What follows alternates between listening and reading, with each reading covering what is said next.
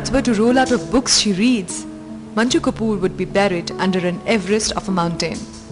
Delhi-based Kapur has authored 5 books, making a prize-winning debut with Difficult Daughters that collected the Commonwealth Prize for first novels, followed by books like A Married Woman, Home, The Immigrant, and Custody. Having taught English literature for close to 3 decades, Kapur finally took voluntary retirement to align herself better with her lifeline, to write, and write yet more. And in between her own words, she reads like a reader possessed. Her average? 1 book a day. No wonder the social recluse saves the remaining hours for family, her garden, and a game of Sudoku. Manju Kapur gets generous with us as we chase her for a little chat. And she does spill some stories between us. Welcome to the show, Manju ji. Thank you. What's happening these days? What are you writing? Or are you writing anything at all? I write all the time, but I don't really want to talk about it because it's very raw. Okay. It's 60,000 words of a first draft, and I write about 10, 12 drafts. So oh, wow. You see, it's in no state to be talked about. It's a delicate plant, has to be nurtured in secrecy. You were teaching in Miranda House all this while. 27 years. 27 years. You've taken voluntary retirement. Did you do it mainly to concentrate on your writing? I did. I had reached a situation, although for 14 years I wrote and taught at the same time. Yeah. But the teaching system changed and I got older and I couldn't do both together. So I left with deep sadness. How has it helped your writing process since you retired? Well, I can write every day now, which I couldn't. Yeah. You can't write unless you're totally into it and so on. And if circumstances around it are so distracting that you can't be into it, you can't write. But there must be the other side of it also. Did being an academic and then teaching English, did it help you as an author in some way? I think it did. I think the fact that I was an English teacher and I was looking at texts and I was kind of pulling them apart and seeing what went into it gave me a theoretical awareness that I hope is not apparent in my books, okay. But it is apparent in the way I think about them. So before I start a book, I will always have the theme in mind way before I have the story. Yeah. So for example, my first book, Difficult Daughters, I wanted to write about education and women. Achha. And in the end, it may not read like that, yeah. But that was the impetus behind it. This is what I want to illustrate. Right. The second one, A Married Woman, I wanted to write about the friendships between women. Yeah. I mean, and how women form a support structure for each other that's very valuable. And in the end, I don't think I quite pulled it off because that relationship became a lesbian one. Yeah. Because it was, when I did just write about the friendship between women, there was really no story. Yeah. There has to be some tension, some conflict. So, okay, that became a sexual relationship, though I hadn't intended it as such. For the third one, Home, I wanted to write about the way families both nurture and destroy their children and so on and so forth. Yeah. But so... You know, this I'm going to pick again later in the conversation, you know, okay. How your characters and your stories take their own course, you know, and you suddenly left surprised, you know, maybe. What is this whole, what keeps the writer kicked and alive in you? How do you keep yourself fertile as a writer? See, I've been a reader most of my life. Yeah. You know, in holidays, I read a book a day. I look at the world through words. I mediate experience through words. Right. My own experiences, what happens to people around me, makes sense when I write it down, and it also becomes clearer. Clearer to you yourself. To me, myself. And then also, it's addictive. I mean, I've been writing for 20 years now. I did not think that this was not a childhood ambition. This was not a passion. I hadn't always wanted to be a writer. And it took me 2 books before I even called myself a writer.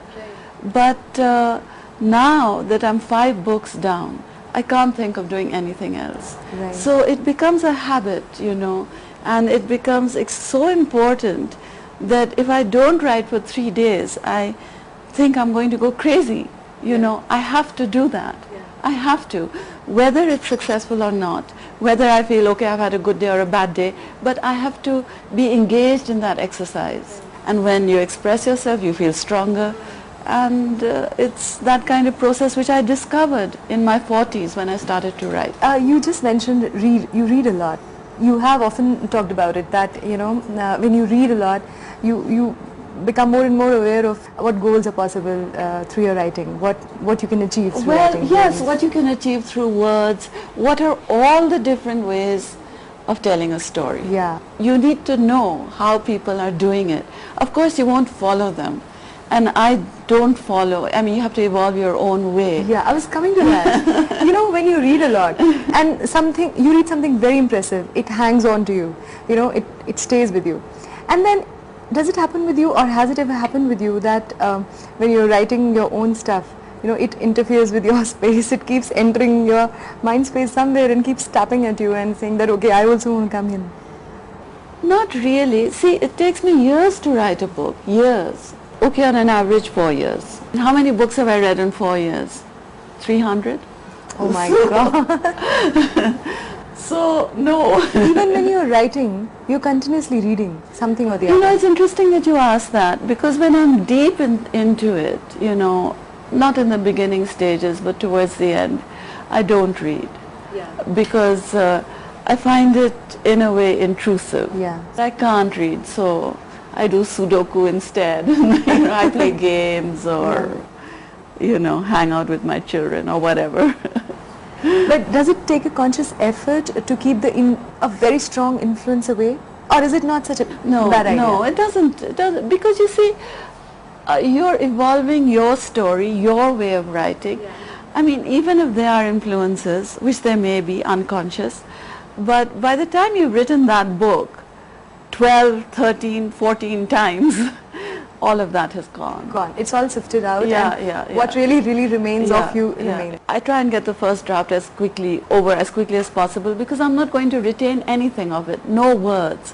What the first draft does do is I'm creating a story, okay? Then as I go on, then I'm focusing on the style, I'm focusing on the craft, I'm focusing on the way in which I tell the story. Okay. So story, one draft, the way I tell it, 14. So it must be very fulfilling. It must be so exciting to keep polishing your stuff, keep pruning it, and keep... You know, sometimes you want to kill yourself because it's so difficult. I mean, it's challenging. It's engaging because it is so challenging, and when you are really absorbed in it, the world just drops away.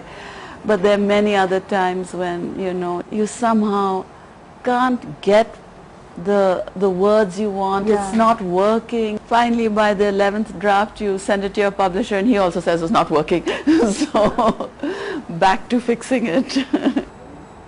The wonderful world of words and all the games that are possible. We're still in conversation with Manju Kapur, but after this short break. Welcome back. Manjuji, there's this process which you're talking about, that you are polishing, you're looking for a better word, the word that you're looking for. Because there's no end to this process, how do you put an end to it? You know, in fact, I don't know, because I have a reader, I have 1 or 2 readers at home, and, you know, I'll begin to think that, okay, it's done, because I'm so into it, and I'll think it's done, and I'll give it to my readers, and they'll say it's not done. I don't know, they say books are not finished, they're just abandoned. Yeah. So, you know, at the end... You agree with that? From my experience, yeah. Have you ever read your own books after they're published? I never read my books again, unless, of course, I'm doing a reading. But that I look at with a professional eye. Okay, I'm doing a reading, I'll just pick out passages. But certainly, I never read them again. I can't bear it, you know. Because you've gone through them so many times. You know it by heart almost, you know, so... And whenever you do pick those phrases too, even for academic reasons, there's been a gnawing sense of, you know, inadequacy there also? Yeah, I'll sometimes, for example, when I'm reading, during a reading, I'll think, I've repeated this word. So you don't repeat a single word? You can't. You know, a good writer does not repeat her words. I mean, the reader shouldn't feel that I've read this before. You know, okay, it's something that perhaps a reader, unless you begin to write, you're not even aware of. But when you read a piece that has repeated words, it bothers you. Yeah. Does it take a very technical, effort to even remember words, to add to your thesaurus, your personal thesaurus? I use a thesaurus all the time. Have you ever coined your own expressions, coined your own phrases? I don't use new words. And I don't use difficult words also. Or do you play around with, let's say, making a verb out of a noun, in your own way? It may not have been done before, no. but do you take that liberty? I don't think so. Maybe because you teach English, that's that. Maybe, I don't know. But I don't do that. There are writers who do Yes, that. and I find it interesting Yeah, too. I do too. And when I started writing, I thought I would do that because particularly after Rushdie, that was in vogue. Yeah. But it just didn't seem authentic when I did it. Okay, very basic question. Where do your stories come from? Where do your characters come from? My stories come from around me, the people around me, the life around me, and that's why they're mostly Delhi-based, they're mostly urban, middle class, that kind of milieu. And where do my characters come from? I think from inside me, a mixture of all the people I've known, including myself. Yeah. But again, I hope not recognizable, except for my first book, which Your mother. I did with her permission, and when I slapped her picture on the cover. That's your mother. In the earlier version, that's my mother. I have that version, right. I said, you're not comfortable with this, tell me now. She was being polite, or was she really comfortable? My mother was pretty old when I started. Yeah, she said that was fine with her. She was really sweet about it. Was it a difficult choice to make for you?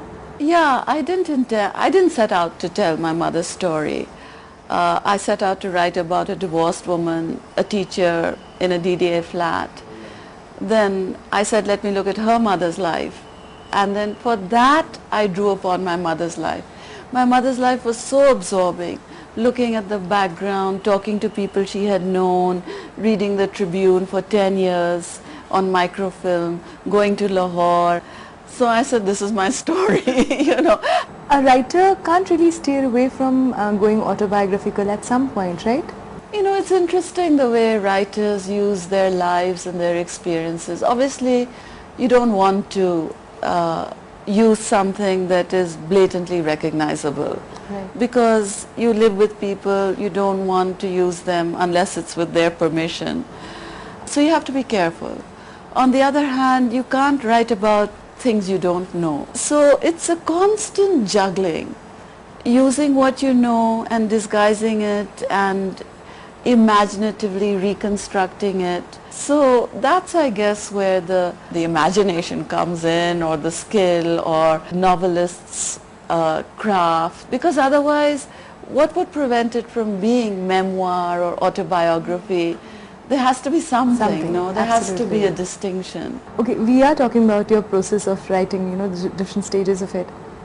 Which is the most fulfilling, most ecstasy-giving? Which is the best part? When you finished a book, that sense of achievement you feel. Each time, when I close my computer and I think I've finished, then I'm so overwhelmed and I feel such a sense of achievement.